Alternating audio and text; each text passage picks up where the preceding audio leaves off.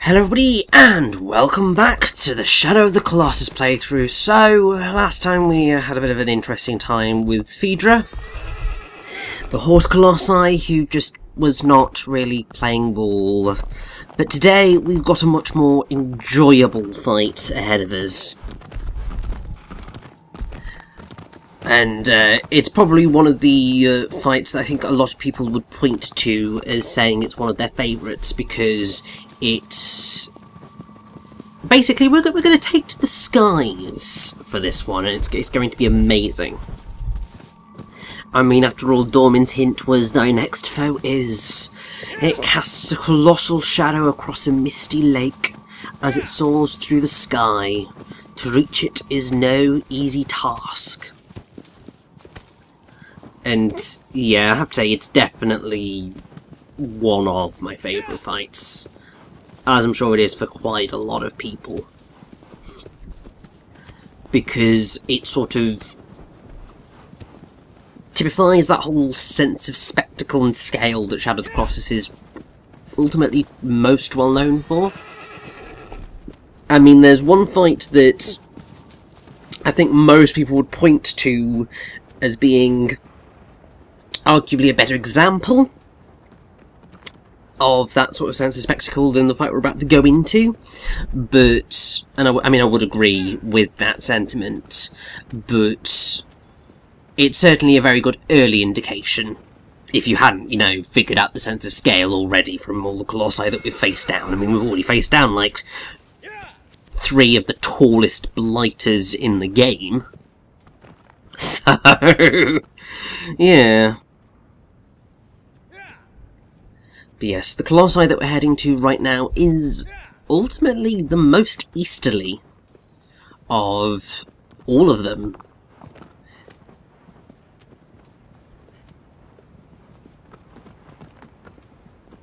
But we've come across a save shrine. I'm not sure whether at this point we've actually come across any, well, many, if any, but we're going to be coming across a lot more of them from now on. And pretty much whenever I see one, I am going to stop, because one, I want that save point, because that's nice, but also, I want the lizard, because I want that extra bit of grip. They don't really give you a whole lot. It's because there's a lot of lizards, and that's ultimately where you're going to get a lot of your extra stuff. Although that said, thankfully, just beating colossi increases your grip, and that does just make it a lot easier than I think it was in earlier versions of this game. And I think that you get extra grip after you've beaten them in Reminiscence mode as well. I'm not 100% sure on that fact, but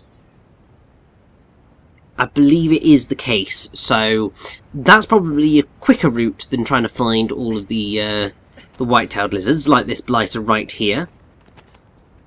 And I'd say it's probably more fun than trying to find the white-tailed lizards, because the thing with these guys is that you find exactly where they are, and then it's a case of just trying to kill them.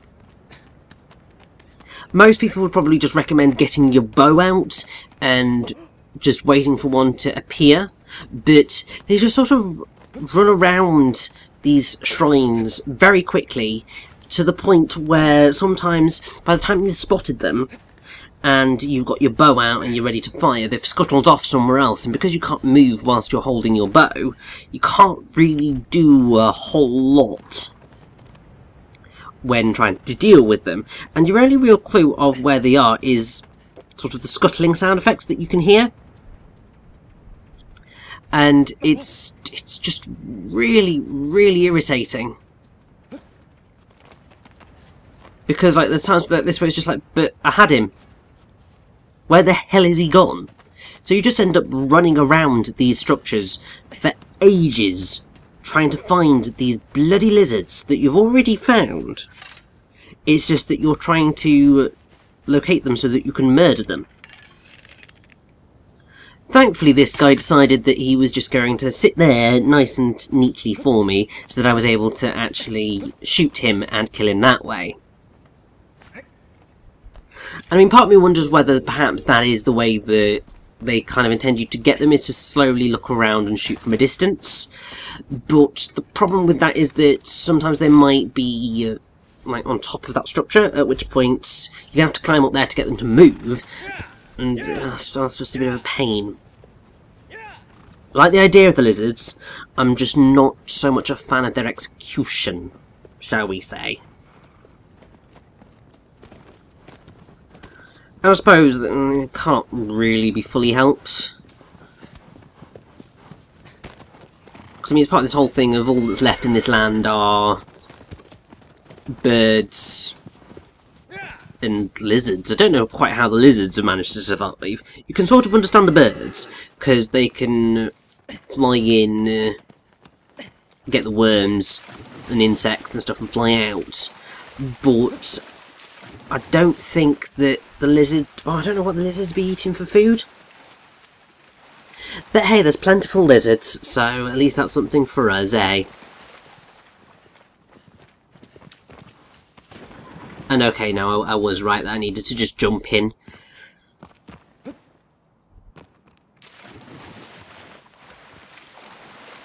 So, I mean, this is a slightly terrifying thing. So you can sort of swim underwater, but not for very long. And it's really dark. Like, really insanely dark. And you kind of just down there and just like, can't see a thing, get up to the surface, get up to the surface. It's going to be particularly interesting when we eventually come across a very water-based Colossi. But first, we get to meet one of the best.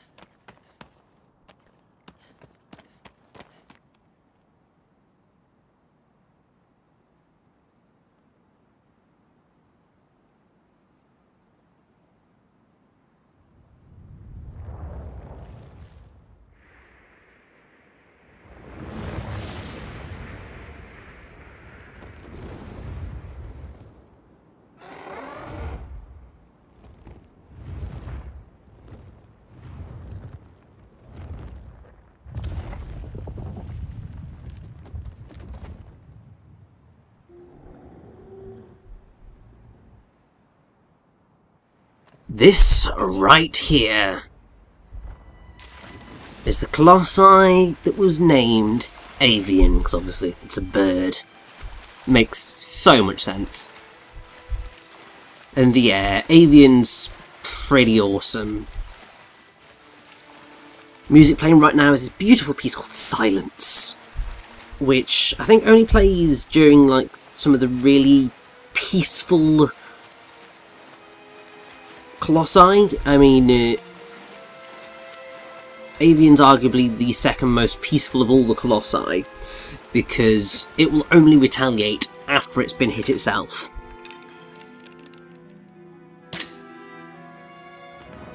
So you got to do that, otherwise... Really? Avian's not actually going to do anything about you. It's just going to fly. Well, it's just going to sit there, really, and just watch you. If you kind of swim up close, it'll just kind of turn around on its perch and look. And... oh, yeah. Every now and again, get slightly caught up with the pressing the camera button. It's not the best of things and the best positionings, but hey. Once you get on top of Avian, a beautiful piece called A Despair-Filled Farewell plays. Which, I mean, this is just epic. I mean, just look at this. We're soaring above the sky. Well, soaring through the skies on top of this bird, Colossus, and it's just really epic. Because you're tilting and it's just really amazing.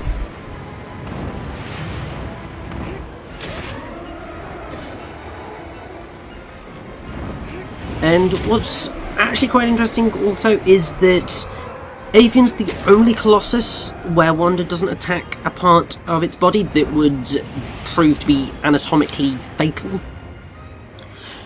In the sense of all of the other Colossi that we fight, you stab them in like the head, or the spine, or the chest, somewhere where, you know, it would kill them, obviously. But with Avian, all you do is stab the tip of its tail, and then the tips of its wings. And obviously the reason that that is going to end up killing Avian is because it ruins its ability to fly. And if it can't fly, then it can't survive.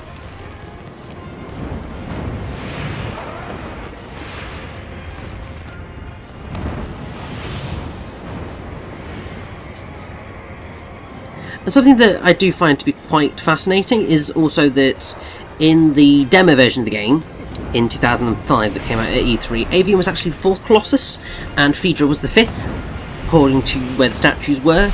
I suppose what they decided to do was that they felt that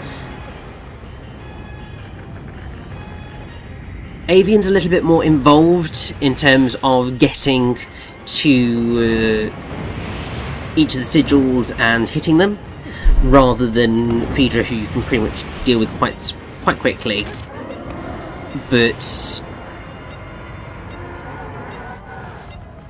yeah, I got thrown off. It's really disappointing when that happens, because you want to sort of one-cycle these things. But while I'm probably about average in terms of playing Shadow of the Colossus, so it's hardly surprising I got tossed off that time. A lot of the Colossi, you were sort of forced to cycle them in a way, in the sense of they will throw you off after you've done kind of one weak spot. Others, like Avian, it is possible to do them in one cycle. It's just that managing to do that is quite challenging, because you probably don't have a lot of grip at this moment in time. And I don't know why Wanda wouldn't jump up right there, but hey.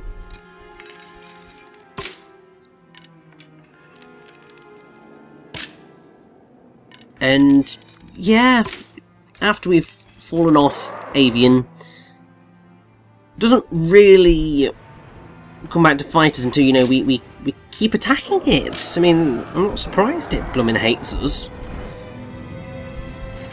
We just keep causing it chaos.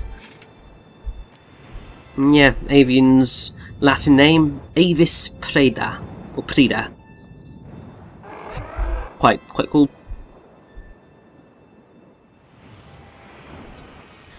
But yes, time to get that final weak spot.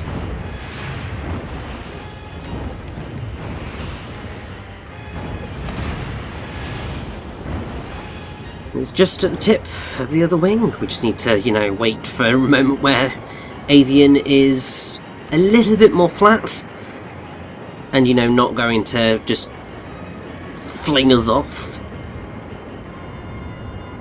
That'll do, I think. Oh, God, that was a moment of just going, oh, no, I'm still running. Don't drop me. I don't want to climb up on you again, but that was the last hit. Maybe a little bit anticlimactic, because I was so close. But As Avian crashes into the ground, it is no more. And that is the end of our 5th Colossus. I'm sorry, Avian, I really liked you. You were a fun fight.